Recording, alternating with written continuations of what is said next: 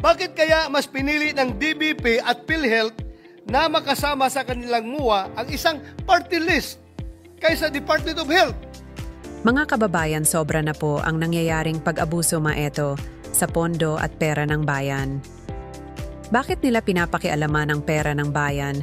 Ang pondo po ng PhilHealth ay sa tao, hindi po yan sa gobyerno, kaya hindi dapat pinapakialaman. Ginagamit nila sa ayuda, bagay na hindi dapat. Ang mga miyembro po lalo mahihirap kung minsan hindi pa nila alam kung saan kukunin ang hulog sa contribution. Naranasan ko po ang mamroblema sa budget ng hulog para dito dahil hindi lang naman PhilHealth ang pinaglalaanan ko. At sila na nakikialam sa pondo. Napakadali nilang gawin yon. Bakit ganun? Tayo ang naghihirap, iba ang nagpapakasarap?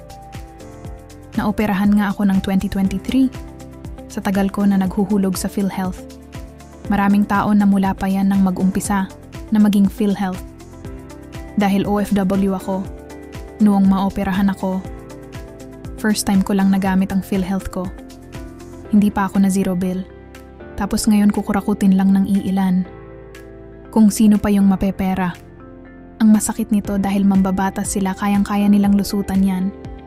Meron na kunwari tututol na mambabatas. Pero kapag nakausap na napaliwanagan ko no, mamaya nagkasundo na sila. Yun pala maaambunan din. Ganun lang ba talaga kadali waldasin ang pondo ng mamayan? Ng mga taong nakikialam sa pondo na dapat di naman nila pinapakialaman. Dahil nakita nila na malaki ang pondo. Kaya ang mga mata nila ay nag-i-star-star. Ganun ba yun? Kapag nagpalit ang administrasyon, kakasuhan nila. Lilitisin swerte na kung maparusahan. Pero yung napakalaking pera wala na naubos na. Pinaghirapan ng miyembro na bayaran, ginamit ng iilan sa kanilang pagpapayaman at ambisyon para makakuha ng mga kapanalig sa politika. Hindi sila madadala na gawin yan paulit-ulit kasi malulusutan nila ang batas eh.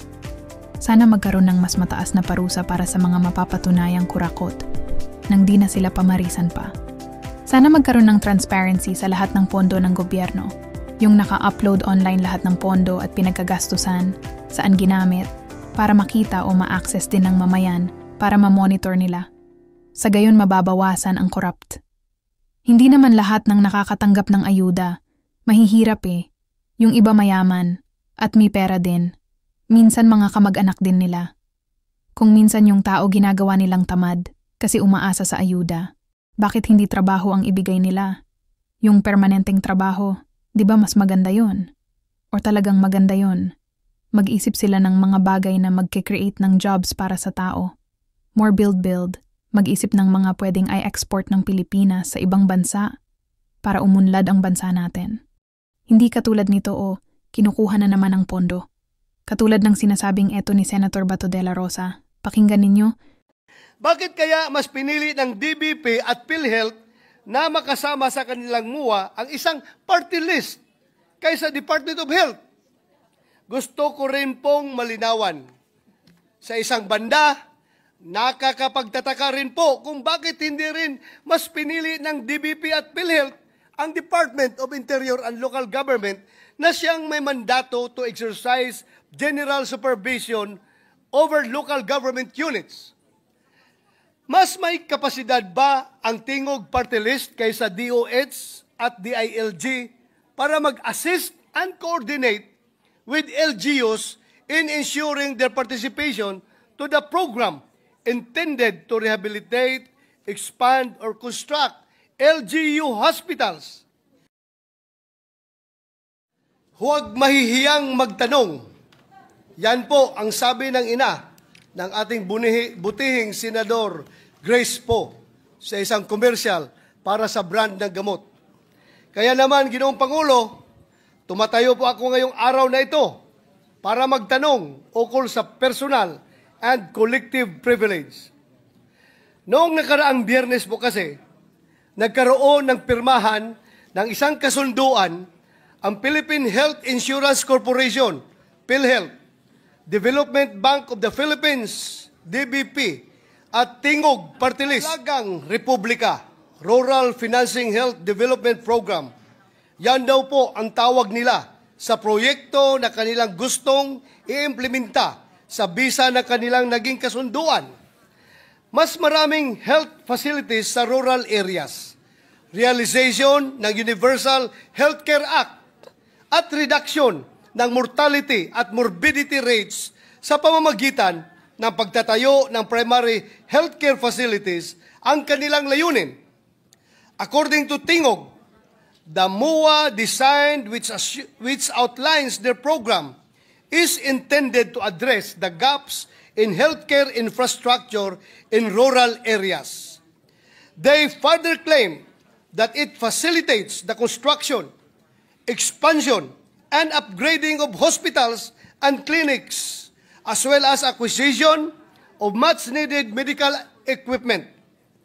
Ayon sa kumakalat na unsigned copy of the MOA, the obligations of Tingog Party List are the following: shall assist and coordinate with LGUs in ensuring their participation to the program. Number 2, shall provide complementary programs and trainings to ensure the fiscal viability of the operations of the hospital. Number 3, shall provide the necessary support in financing health expenses of the patients through its medical assistance program. Ang tanong ko po ngayon, alin po ba sa ating mga ahensya ng gobyerno ang in charge sa healthcare infrastructure? Anong ahensya po ang nakakapagbigay ng technical assistance patungkol sa mga usaping pangkalusugan? Anong ahensya po ng gobyerno ang nangangasiwa ng ating mga local government units? Ang PhilHealth ba? Ang DBP ba? O ang Tingog Party List? Sa taon-taon nating binabalangkas ang national budget, ang Department of Health lamang ang nakikitaan ko ng programa patungkol sa mga health infrastructure. Under the 2025 National Expenditure Program of the Department of Health, the DOH has a program called Health Facilities Enhancement Program, or HFEP. Funds for its HFEP shall be used for the construction, upgrading, or expansion of government healthcare facilities, among others, with priorities in the universal healthcare sites, geographically isolated and disadvantaged areas, including the upgrading of facilities for COVID-19 response and equipping and construction of ongoing projects.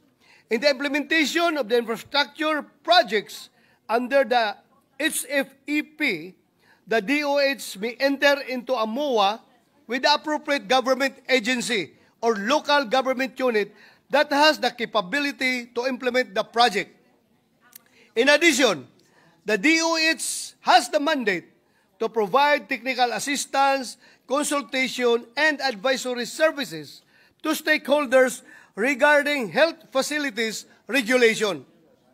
More to the point, it is the DOH which issues the so-called certificate of need whenever a government or private entity desires to establish a new hospital. Kaya naman, nakapagtataka para sa akin, bakit kaya hindi na isama ang DOH sa isang programa na sa ating pagtingin ay bahagi o naugnay sa mandato nito. Modesty aside po, isa po akong doktor. Ngunit, Doctor of Philosophy po or PhD, hindi po Doctor of Medicine or MD. Hindi po ako isang health expert.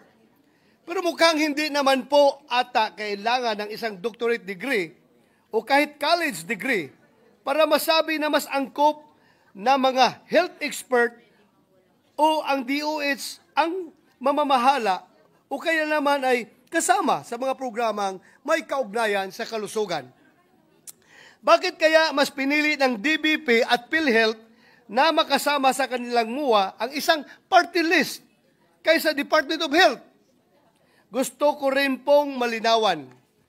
Sa isang banda, nakakapagtataka rin po kung bakit hindi rin mas pinili ng DBP at PhilHealth ang Department of Interior and Local Government na siyang may mandato to exercise general supervision over local government units. Mas may kapasidad ba ang Tingog Party List kaysa DOH at DILG para mag-assist and coordinate with LGUs in ensuring their participation to the program intended to rehabilitate, expand, or construct LGU hospitals? O kaya naman ay makapag-provide ng complementary programs and trainings to ensure the fiscal viability of the operations of the hospital. Sa huli, Ginoong Pangulo, ang tanong ng lahat sa kasunduan na pinirmahan ng PhilHealth, DBP at Tingog Party List. Legal ba ito? Ethical ba ito? Hinaluan at hahaluan ba ng politika ang mga programang pangkalusugan? Masasabi ba natin na ito'y purong ethical at legal at walang halong agendang politikal? Mayroon po bang nalalabag na batas kagaya ng mga paratang ng ibang mga nakapansin sa timing ng programang ito? Hindi po tayo kailanman tutol sa pagpapalaganap ng mga proyektong makapagpapabuti ng sitwasyon ng kalusugan ng ating mga kababayan. Pero sana naman ay naayon sa batas ang papapatupad nito. Kung hindi natin pupunahin ang mga ganitong gawain na may akusasyon ng irregularidad, para saan pa ang pagiging mga mambabatas natin? Noong nakaraang budget deliberation lamang po natin ng 2025 budget, nabigyan pansin naman po ang kahalagahan ng pamumuhunan sa kalusugan ng ating mga mamamayan. May mga kasamahan din tayo na nagtanong na kung epektibo ang ating mga batas na may kaugnayan sa kalusugan, bakit marami pa rin ang pumipila sa Senado para humingi ng medical assistance? Nakakalungkot po na tila inaasa sa politika ang kalusugan ng ating mga mamamayan. Samantalang ito ay isang batayang karapatan na hindi na dapat ipinaglilimos kaninuman. Kung magsasagawa po ng pagdinig ang ating Senate Committee on Health and Demography patungkol sa MUA ng PhilHealth, DBP at Tingog Party List, asahan po ninyo, hindi po ako mahihiyang magtanong. Maraming salamat po, Ginoong Pangulo.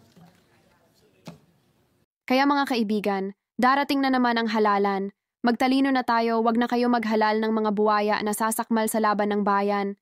Huwag maghalal ng walang alam. Dapat yung may malasakit na ang piliin natin, yung maprinsipyo na di kayang bayaran, yung titindig sa tama at totoo. Huwag kayo makuha dahil sa ayuda, dahil kinabukasan ng darating na henerasyon ang nakataya dito.